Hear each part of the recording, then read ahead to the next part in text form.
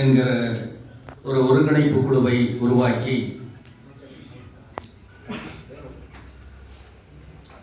மாவீரன் ஒண்டி வீரனுக்கு அவர் பிறந்த மண்ணில் சிலை எழுப்ப வேண்டும் என்று மிகவும் நேர்த்தியான முறையில் ஒருங்கிணைக்கப்பட்டிருக்கின்ற இந்நிகழ்வின் தலைவர் பெரும் மதிப்பிற்குரிய அண்ணன் லட்சுமிகாந்தன், அதே போன்று இந்த கூட்டத்தை நெறிப்படுத்திக் கொண்டிருக்கக்கூடிய மரியாதைக்குரிய அண்ணன் உக்கடம் நாகேந்திரன், பெரும் மதிப்பிற்குரிய ராமச்சந்திரன், மரியாதைக்குரிய ஆதித்தன் அவர்கள், அதே போல நடுநாயகமாக வந்திருக்கின்ற ஒண்டி வீரன் அவர்கள், ஏன்னா அவருக்கு பேரே ஒண்டி வீரன் தான். சரி, மற்றும் இங்கு தன்னடம் கருதாது கடந்து கொண்டிருக்கக்கூடிய தலைவர் பெருமக்கள் அனைவருக்கும் ஆதித்தமிழர் முன்னேற்ற கழகத்தின் சார்பில் எனது முதற்கண் வணக்கம். அத்துடன் என்னுடன் வருகின்றிருக்கின்ற கோவை இனியவன், அதிரடி ஆனந்தன் உள்ளிட்ட அத்தனை பொறுப்பாளர்களுக்கும் மீண்டும் ஒருமுறை வணக்கத்தை சொல்லி உணவு இடைவெளி ஆகவே சுருக்கமாக என்னுடைய கருத்தை பதிவு செய்ய விரும்புகிறேன். பொதுவாகவே பாபா சாஹிப் அம்பேத்கர் அவர்கள் சொல்வார், என்னை விட என் நாடு பெரியது, என் நாட்டை விட என் மக்கள் பெரியவர்கள் என்று சொல்வார். எதற்காக அப்படி குறிப்பிடுகிறார்? என்னை விட என் நாடு பெரியது, என் நாட்டை விட என் மக்கள் பெரியவர்கள். அப்படி என்றால் அதை எப்படியே திருப்பி பாருங்கள். இந்த மக்கள் பெரியவர்கள் என்று சொல்லப்பட வேண்டும் என்பதற்கான அடிப்படை காரணம், இந்த நாட்டை நேசித்த ஒரு மாபெரும் கூட்டம், மகத்தான கூட்டம் நம் சமூக கூட்டம் என்பதை நினைவூட்டுகிற விதமாகத்தான் இதை போன்ற வரலாற்று தலைவர்களை நாம் தேடி எடுக்கின்றோம். இன்னொரு செய்தியும் அம்பேத்கர் சொல்லுகிறார், இந்த நாட்டில் எழுதப்பட்டிருக்கின்ற வரலாறுகள் அனைத்துமே வெற்றி பெற்றவர்களால் எழுதப்பட்டதுதான். இந்த நாட்டில் இருக்கக்கூடிய வரலாறுகள் அனைத்துமே யார் வெற்றி பெற்று இந்த நாட்டை ஆளுமையின் கீழ் கொண்டு வந்திருக்கிறானோ அவன் எழுதி கொடுத்த வரலாற்றை மட்டும்தான் இன்று வரை நாம் வாசித்துக் கொண்டிருக்கிறோம். அதை மட்டுமே தான் வரலாறு என்று நம்பிக்கொண்டிருக்கிறோம். அப்படி என்றால் நமக்கான வரலாறை நாம் தான் எழுத வேண்டும், அதுதான் அடிப்படை. ஏற்கனவே சில செய்திகளாக பேசியிருப்பார்கள். இன்றைக்கு கூட திருச்சி சிவா அவர்கள் தீரன் சின்னமலை சிறையிலே இருந்த போது செருப்புக்குள்ளே ரகசியத்தை எடுத்து சென்றார் என்று அவர் பேசுகிறார். இருக்கட்டும், உண்மையாக கூட இருக்கட்டும். அதே போலதான் ஒண்டி வீரனை ஒரு காலத்தில், இன்றைக்கு நாம் பல கோணங்களில் ஒண்டி வீரனை முன்னிறுத்தி தமிழகம் முழுவதும் எடுத்து சென்றிருக்கிறோம் இந்த வரலாற்று செய்திகளை. எனக்கு தெரிந்து தமிழ்நாடு அருந்ததியர் சங்கம் இன்றைக்கு நவீன ஓவியங்கள் வந்துவிட்டது. ஆகவே இதை போன்ற அழகான ஓவியத்தை நம்மால் காண முடிகிறது. அந்த நவீன ஓவியங்கள் வருவதற்கு முன்பாகவே ஒரு பொம்மை போன்ற ஒரு வடிவமைப்பை உருவாக்கி அது எங்கிருந்து இறக்குமதி செய்யப்படுகிறது? இலங்கையிலிருந்து உருவாக்கி அந்த படத்தை எடுத்துக் வந்தார்கள். அதன் பிறகுதான் தமிழகத்தில் அது பெரிய அளவில் பேசுபொருளாக மாற்றப்பட்டது. அதைத் தொடர்ந்து நாம் பல தலைவர்கள் இந்த வரலாற்றை, இந்த ஒண்டியினுடைய அடையாளத்தை தமிழ்நாடு முழுவதும் எடுத்து சென்றிருக்கிறோம் என்பதனால் இதை நான் தான் செய்தேன், நீ தான் செய்தேன் என்று யாரும் உரிமை கொண்டாட முடியாது. அந்த உரிமைக்கு இந்த சமூகமே அத்தனையும் உரிமை கொண்டாட தகுதி உடையது. ஒரு தலைவர் நான் அதை எடுத்தேன், நான் அதை செஞ்சேன் அப்படின்னு சொல்ல முடியாது. யார் எல்லோருக்குமே அந்த பொறுப்பும் கடமையும் இருக்கிறது என்ற அந்த புரிதலோடு தான் நாம் இதை பார்க்க வேண்டும். அதே போன்று இப்போது அந்த தொடர் ஓட்டத்தில், அந்த தொடர் பயணத்தில் அந்த தேரை மிக திறமையாக நமது ஒண்டி வீரன் அவர்கள் இப்போது இழுத்து வந்து கொண்டிருக்கிறார். அவருக்கு நாம் கரம் கொடுக்க வேண்டும் என்ற அடிப்படையில் தான் இந்த கூட்டம் ஒருங்கிணைக்கப்பட்டிருக்கிறது.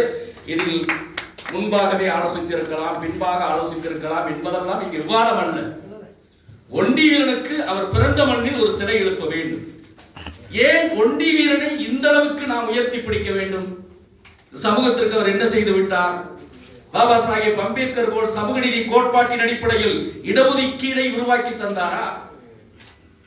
இல்லை இந்த சமூகம் ஒரு சுயமரியாதையோடு வாழ வேண்டும் என்று தந்தை பெரியார் போல் 90 ஆண்டுகளுக்கு மேலாக இந்த களத்தில் இன்று போராடி இருக்கிறாரா? இன்னும் சொல்ல வேண்டும் என்றால் இந்த சமூக முன்னேற்றத்திற்காக பாடுபட்ட தலைவர்கள் போல் இவர் இருந்திருக்கிறாரா? ஏன் ஒண்டி வீரனை இந்த அளவுக்கு நாம் உயர்த்தி பிடிக்க வேண்டும்? என்ன காரணம்? பல தலைவர்கள் கூட எரிச்சலிலே சொல்லுகிறார்கள். இன்றைக்கு ஆண்ட பரம்பரை என்கிறான், இன்னொரு தவறான வார்த்தையை வந்து சேர்த்து சொல்லுகிறான். ஆண்ட பரம்பரை என்பது பெருமை அல்ல என்று பேசுகிறான். என்ன காரணம்?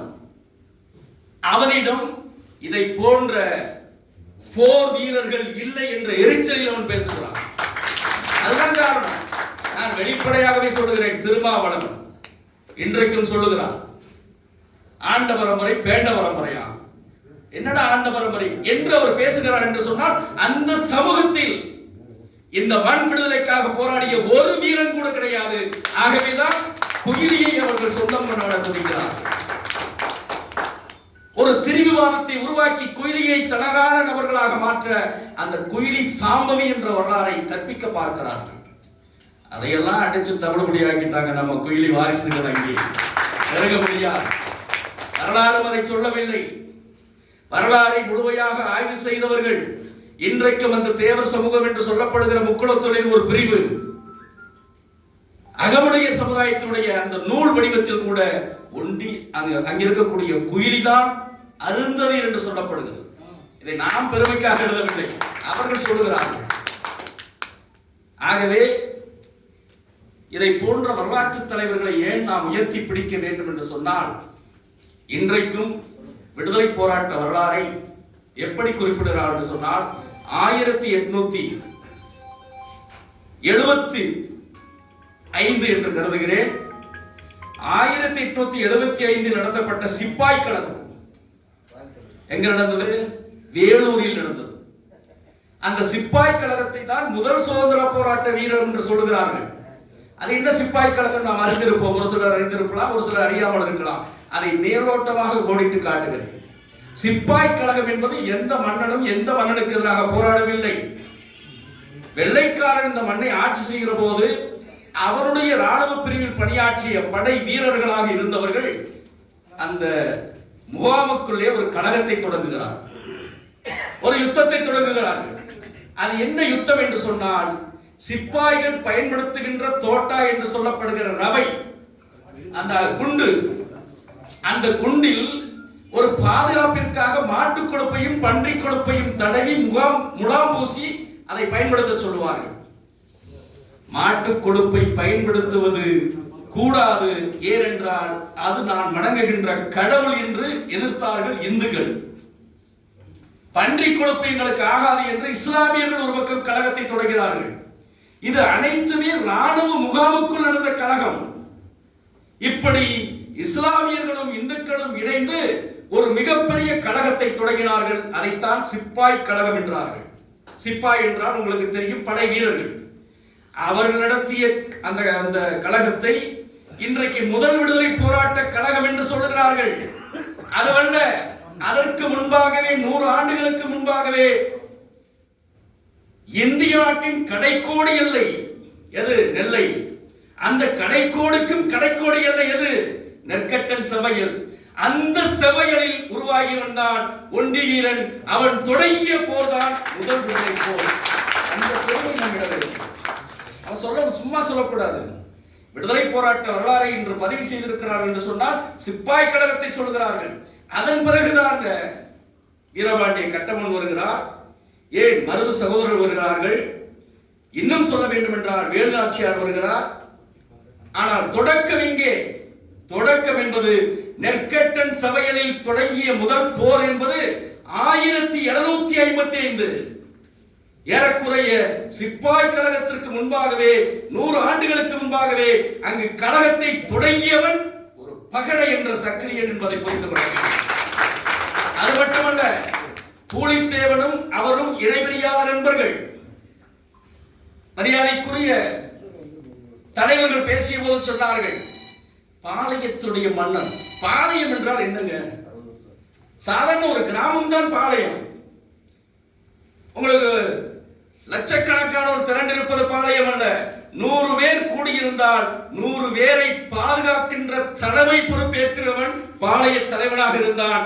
அவன்தான் நெற்கட்டன் சபைகளை இன்றைக்கு கூட பச்சேரி என்று சொல்லப்படுகிற கிராமம். அப்படி பாதுகாத்த பாளைய தலைவன் தான் ஒண்டி வீரன். அந்த பாளைய தலைவனை நாம் மாமன்னன் என்று சொன்னோம். அதற்காக அவங்களுக்கு எவ்வளவு ஒரு எரிச்சல் வந்து தெரியுமா? அந்த நினைவிடத்திற்கு செல்லுகிற போது கண்டிகைப்பேரி என்ற பகுதியில் கல்வீசி தாக்கினார்கள். நாங்கள் செல்லுகிற வழிகளில் ஒண்டிகளுடைய வீர வரலாறை எடுத்து செல்கிற போது சக்கிலியெல்லாம் இந்த அளவுக்கு முன்னேறி விட்டானா என்று பொங்கினார்கள், பொறுமினார்கள், கல்வீசினார்கள், தகராறு ஈடுபட்டார்கள். காவல்துறை வந்து தடுத்தது, தடியடி நடத்தியது. அத்தனையும் தாண்டிதான் இன்னைக்கு பச்சேரி கிராமத்தில் துணிச்சலாக மரியாதைக்குரிய ஆறுமுகம் அவர்கள் ஒரு சிலையை எழுப்ப வேண்டும் என்று சொல்கிறார் என்று சொன்னால் அந்த வரலாற்றை எவனும் தடுத்து விடக் கூடாது என்ற நம்பிக்கை. நான் ஏற்கனவே குறிப்பிட்டதை போல ஒண்டி வீரனை நாம் பெருமை பேசுவதற்காக சொல்லவில்லை.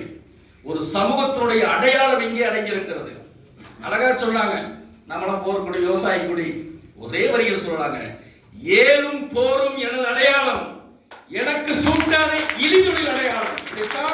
ஆதித்தமிழர் முன்னேற்ற கழகம் தொடர்ந்து பேசி வருகிறோம். ஏறும் போரும் எனது அடையாளம்டா. நீ என்னடா இழிதொழில் பட்டத்தை எனக்கு சூட்டிட்டே இருக்கிற? இன்னைக்கு இழிதொழில் பட்டத்தை சூட்டுகிறவர்கள் யார்? பெரும் மதிப்பிற்குரிய ஆண்டு கொண்டிருக்கிற திராவிட முன்னேற்ற கழக அரசும் அதனுடைய அல்லக்கைகள் தான் நம்மை மீண்டும் மீண்டும் மலமல்லுகிற சாதி என்று சித்தரிக்கிறார்கள். அதற்கு என்ன அடிப்படை காரணம்? 3 விழுக்காடு இடஒதுக்கீடு வழங்கிய போது கலைஞர் பேசினார், கையாளும் தலையாளும் மனத்தை சுமக்கின்ற இந்த மனிதனுடைய மாண்பை, எந்த மனிதனுடைய மாண்பை? மனத்தை சுமக்கின்ற இந்த மனிதனுடைய மாண்பை நான் மீட்பதற்காக ஜனார்தனன் எழுதி கொடுத்த ஆணையத்தை தலையில் சுமந்து ஆடுகிறேன் என்று கவி பாடினார். எதற்கு அப்படி பாடினாரு? அது பெருமை இல்லை.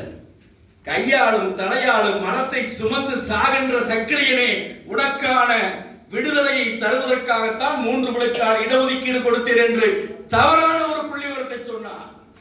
அவர் சொன்னதுடைய வெளிப்பாடுதான் ராசா. இன்னைக்கு நீலகிரி எம்பி என்ன பேசினா? மொழிப்படுத்த திருச்சியில அருந்ததி சமுதாயம் என்ன அப்படி மக்கள் தொகை பெரிய சமுதாயமா? அது மனமல்லுகிற சாதி சொன்னானா இல்லையா? எப்படி சொல்லப்படுகிறது? அவன் தலைவன் சொல்லிக் கொடுத்த பாடத்தை அப்படியே ஒப்பிக்கிறார்கள். அதை ஒப்பிப்பது மட்டுமல்ல, அதனுடைய கூட்டணி கட்சிகளாக அங்கம் பெறுகின்ற நமது தலைவர் பெருமக்கள் இன்று வரை சொல்றாங்க, நம்மள மனமல்லுகிற சாதிங்க, நம்மளை கைது வைக்க விடுவதற்காக. அது வேற ஒன்று சொல்றாங்க. மலக்குழியில் புதைந்து கிடந்த மனிதனை இன்றைக்கு மருத்துவராக்கிய பெருமை கலைஞருக்கு உண்டு என்று பேசுகிறான். கேவலமாக இல்லை? அதற்கு முன்பாகவே ஐஏஎஸும் ஐபிஎஸும் மருத்துவர்களும் ஏராளமான ஆயிரக்கணக்கான மருத்துவர்கள் வந்து விட்டார்கள் இடஒதுக்கீடு வருவதற்கு முன்பாகவே. அதை புரிந்து கொள்ள வேண்டும். இன்னொரு சூழ்ச்சி அடங்கியிருக்கிறது. நான் தொடர்ச்சியாக சொல்லுகிறேன், அருந்ததியர் சமுதாயம் என்பது சக்கிலியர், பகடை, மாதாரி, மாதிகா, மடிகா, தொம்பன், தோட்டி என்று பல்வேறு உட்பிரிவுகளில் பேசப்பட்டாலும் நம் ஜனத்தொகை எவ்வளவு தெரியுமா? இன்றைக்கும் நான் அழுத்தம் திருத்தமாக, ஏன் முன்னாள் முதலமைச்சர் மரியாதைக்குரிய ஐயா எடப்பாடியாருடைய மேடையில் நின்று சொன்னேன், 80 லட்சத்திற்கு மேலான ஜனத்தை கொண்ட சமூகம் இந்த சமூகம், 60 லட்சத்திற்கு மேலான வாக்குகளை கொண்ட சமுதாயம் இந்த சமுதாயம் என்று உறக்க முழங்கினேன். இன்றைக்கும் ஆதி திராவிடர் என்று சொல்லப்படுகிற பழைய சமூகம் என்ன சொல்லுகிறார்? தமிழ்நாட்டில் எவ்வளவு இருப்பீங்க? வெறும் ஒரு 15 லட்சம் பேர் இருப்பீங்க. அதைத்தான் ஜனார்தனன் ஆணையம் சொன்னது. வெறும் 18 லட்சம் பேர். 18 லட்சம் பேர்னா உளவியல் ரீதியாகவே நமக்கு ஒரு பாதிப்பு வரும். தமிழ்நாட்டில் நாம இவ்வளவுதான் இருக்கமா? பறையர்கள் 1 கோடி பேர் இருக்கிறாங்களா? அவர்களை எதிர்த்து போரிட முடியுமா என்று உளவியல் ரீதியாக நமக்கு ஒரு தாழ்வு எண்ணத்தை உருவாக்கிய பெருமை கலைஞருக்கு உண்டு. இதையெல்லாம் தவிடுபடியாக்குவதற்கு தான் அண்ணன் லட்சுமிகாந்தன் ஏற்கனவே குறிப்பிட்டார். 3 விழுக்காடு உள்ஒதுக்கீடா, தனி ஒதுக்கீடா? இல்லை, அது முன்னுரிமை ஒதுக்கீடு. அவ்வளவுதான். 100 பேர் நிக்கிறோம்னா 3 பேர் முன்னாடி வந்து நிற்பா. இதுதான் இப்போது இருக்கக்கூடிய இடஒதுக்கீடு முறை. அதை தவிடுபடியாக்குவதற்கு ஏற்கனவே அண்ணனிடம் கோரிக்கை வைத்தோம். முறையாக அண்ணா திராவிட முன்னேற்ற கழகத்தினுடைய பொதுச் செயலாளர் மரியாதைக்குரிய ஐயா எடப்பாடியாரிடம் தெளிவாக கொங்கு மண்டலத்தினுடைய தளபதி அண்ணன் எஸ்பி வேலுமணி எடுத்துரைத்திருக்கிறார். அண்ணன் லட்சுமிகாந்தன் மூலமாக 3 அல்ல 6 விழுக்காடாக அருந்ததியர் வளர வேண்டும் என்று சொன்னால் அதை நோக்கி நம்முடைய பயணம் இருக்க வேண்டும். ஏதோ நம்ம அதிமுகவை ஏதோ பிளைண்டா அவன் அந்த பக்கம் ஆதரிக்கிறான் இந்த பக்கம் ஆதரிக்கின்ற அப்படிலாம் கிடையாது. இன்னைக்கும் ஒரு பெருமை உண்டு. ஒண்டி வீரனுக்கு இன்று மணிமண்டபம் எழுப்பப்பட்டு இருக்குது என்று சொன்னால் அது புரட்சி தலைவி அம்மா அவர்கள் எழுப்பியது. அதை புரிந்து கொள்ளணும். கலைஞர் என்ன சொன்னாரு? இன்றைக்கும் அந்த அரசாணை இருக்கிறது. ஒண்டி வீரனுக்கு தக்கதோ நினைவு சின்னம் எழுப்பப்படும் என்றுதான் கலைஞர் சொன்னார். இதெல்லாம் வரலாற்றில் புரிஞ்சுக்கணும். தக்கதோர் நினைவு சின்னம் என்ன? தக்கதோர் நினைவு சின்னம் ஒரு தூணை நட்டு வைக்கிறதா? கல்லை நட்டு வைப்பதா? இல்லை இல்லை. புரட்சி தலைவி அம்மா அவர்கள் சொன்னார்கள், நெற்கட்டன் செவ்வையலில் பூலித்தேவனும் ஒண்டி வீரனும் இணைந்து நடத்திய போர் தான் முதல் விடுதலை போர் என்று சொன்னால் தகுந்த மணிமண்டபத்தை அறிவிக்கிறேன் என்று சொல்லி அந்த மணிமண்டபத்தை எங்குங்க? காட்டுக்குள் அமைக்கல, நீதிமன்ற வளாகத்திற்கு எதிரில், குறிப்பாக பாளையங்கோட்டையில் இருக்கக்கூடிய மிக பிரதானமான இடத்தில் அந்த மணிமண்டபத்தை கட்டி கொடுத்தவர் புரட்சி தலைவி அம்மா அவர்கள் என்பதை நாம் நன்றி உணர்வோடு பார்க்க வேண்டும். அது மட்டுமல்ல, குயிலி அவர்களுக்கு எந்த கோரிக்கை வைக்கலங்க, நினைவு சின்னத்தை எழுப்பி கொடுத்தாரு. என்ன சொல்றான்? சாதி கலவரம் வந்துருங்க, ஒரே இடத்துல வைக்க கூடாதுங்க, அவங்க தேவருங்க, நம்ம சக்கிலியருங்க, ஒரு இடத்தில் கூடினால் கலவரம் என்று சொன்னா கூடாது. இருவரும் சகோதரிகள். யாரு? வேலுநாச்சியாரும் குயிலியும். ஆகவே ஓரிடத்தில் இருக்க வேண்டும் என்று அந்த மணிமண்டப வளாகத்துக்குள்ளேயே நினைவு சின்னத்தை எழுப்பி தந்தவர் புரட்சி தலைவி அம்மா. இறுதியாக ஒன்றை சொல்லுகிறேன். இன்னைக்கு பொல்லான பத்தி பேசுறாங்க, இழிவா பேசினாரு சிவா. அதற்கு எதிரான சின்ன சின்ன ஒரு கழகம் கூட நம்மிடமிருந்து எழவில்லை. கண்டிப்பதற்கே அச்சம். ஏன்னா திமுக எம்பியை கண்டிச்சு ஏற்கனவே அளக்கிற பணியை நிப்பாட்டினா என்ன பண்றது பயத்துல பாதி பேர் எதுவுமே சொல்லல. அதற்கு கண்டன குரல் நம்மால் முடிந்த அளவுக்கு எழுப்பினோம், அவ்வளவுதான். நாமும் அதை வலுவாக எடுத்து செல்லவில்லை. ஆனால் ஒன்றை சொல்வேன், அந்த பொல்லான் மணிமண்டபம் எப்போது அறிவிக்கப்பட்டது? மரியாதைக்குரிய எடப்பாடி அவர்கள் முதலமைச்சராக இருக்கிற போது நாமக்கல் மாவட்டம் குமாரபாளையத்தில் ஆதித்தமிழர் முன்னேற்ற கழகம் நடத்திய மாநாட்டில் தான் அதை அறிவிப்பு செய்தார். இன்னைக்கு அந்த அரசாணையில் நாமெல்லாம் சொல்றங்க, என்ன சாதித்து இருக்கிறோம்? அதிகமான், நாகை திருவள்ளுவன், ஜக்கையன், இப்படி பல்வேறு தலைவர் இருக்காங்க. ஒரு சாதனையை சொல்லுங்கள். நாகராஜன் காலத்துக்கிட்டு சொல்றேன், பொல்லான் மணிமண்டப அரசாணையில் ஆதித்தமிழர் முன்னேற்ற கழகம் என்ற பெயர் பொறிக்கப்பட்டிருக்கிறது. அதுதான் இன்னைக்கு நான் என்னை பெருமை பேசுறதுக்கா சொல்லல. அதை அறிவித்தவர் யார் தெரியுமா? மரியாதைக்குரிய எடப்பாடியார். இதுவே கலைஞராக இருந்திருந்தால் தனிப்பட்ட எவனும் பேர் வாங்கக்கூடாது, இது அவருடைய பார்வை. ஆனால் எடப்பாடியார் ஒரு யதார்த்த மனிதன். அவர் அறிவிப்புல சொல்றாரு, ஆதித்தமிழர் முன்னேற்ற கழகம் நடத்தி இந்த மாநாட்டில் பொல்லானுக்கு அரசு விழாவும் மணிமண்டபமும் அறிவிப்பு செய்கிறேன். அப்படித்தான் அரசாணை. அந்த அரசாணையை வைத்துதான் இன்றைக்கு மரியாதைக்குரிய ஸ்டாலின் அவர்கள் அந்த மணிமண்டபத்தை எழுப்பி கொடுத்திருக்கார். அதோட ஒரு இறுதியா ஒரு செய்தி, 42 அமைப்புகள் அழைக்கப்பட்டது. இங்கே அமர்ந்திருக்காங்க அழைக்கப்பட்ட தலைவர்களா, போன தலைவர்களா இங்கே இருக்கிறாங்க. 42 தலைவர்கள் அழைக்கப்பட்டார்கள். ஆதித்தமிழர் முன்னேற்ற கழகத்தை தவிர எல்லா தலைவரும் அழைக்கப்பட்டாங்க. நேற்றைக்கு ஒரு பகுதியில் போயிருந்தேன், வருகின்ற வழியில் திண்டுக்கல் மாவட்டத்தில். அந்த மாவட்டத்துடைய அமைச்சர் ஒரு 10 அமைப்புகளை கூட்டி தலைக்கு 20,000 ரூபாய் போய் அந்த நிகழ்ச்சியில கலந்துக்கிட்டு நீங்க ஸ்டாலினை வாங்கன்னு சொல்லிட்டு வாங்கன்னு கொடுத்து அனுப்புறாரு. அப்படி ஆர்கனைஸ் பண்றாங்க. எதுக்குன்னா மீண்டும் மீண்டும் ஒரு பொய்யான தகவல்களை சொல்லி சொல்லி திமுக மீண்டும் ஆட்சியை கைப்பற்றி விட வேண்டும் என்று நினைக்கிறார்கள். அதற்கு முத்தாய்ப்பாக இந்த சிலை அமைப்பு என்பது வெறும் பண்பாட்டு நிகழ்வோடு முடிந்துவிடக் கூடாது. எந்த ஒரு செயலுக்கும் ஒரு வினை ஏற்பட வேண்டும்.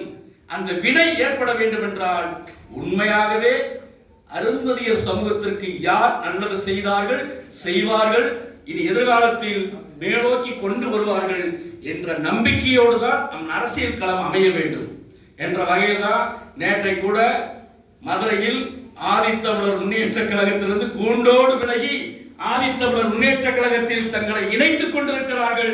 அதியமான் கூடாரத்தை ஒவ்வொரு இடமாக காலி பண்ற வேலை ஏன் நடக்கிறது தெரியுமா? நம்பிக்கை இழந்து விட்டார்கள். திமுக எத்தனை காலம் தெளிவாக முடியும்? என்று சொல்லி நம்பிக்கை இருக்கிறார்கள். ஆகவே நாம் நல்வழியில் எடுத்துச் செல்வதற்கு ஒரு விதையாக, உந்து சக்தியாக மரியாதைக்குரிய அண்ணன் லட்சுமி காந்தன் இருக்கிறார். அவர் எல்லோரையும் அரவணைத்து செல்லக்கூடிய பண்பாளர். இவரை முன்னிறுத்த வேண்டும், அவரை பின்னோக்கி எடுக்க வேண்டும் என்று அழைக்கப்பட்டார். இன்றைக்கும் தமிழ்நாட்டில் அருந்ததியர் தலைவர்கள் ஒற்றுமையாக இருக்கிறோம் என்று சொன்னால் அதற்கு மிக முக்கிய காரணம் அந்த லட்சுமி காந்தன் அவர்களை மேலும் இந்த வாய்ப்பை கொடுத்தமைக்கு நன்றியை சொல்லி, சிலை அமைப்பு குழுவில் நிச்சயமாக ஆதித்தமிழர் முன்னேற்ற கழகம் நீங்கள் எடுக்கக்கூடிய எல்லா முயற்சிகளிலும் நாங்கள் இருக்கக்கூடிய மாவட்டங்கள் அனைத்திலும் உங்களுக்கு ஒத்துழைப்பு தருவோம் என்பதை சொல்லி நிறைவு செய்கிறேன். நன்றி. நன்றி.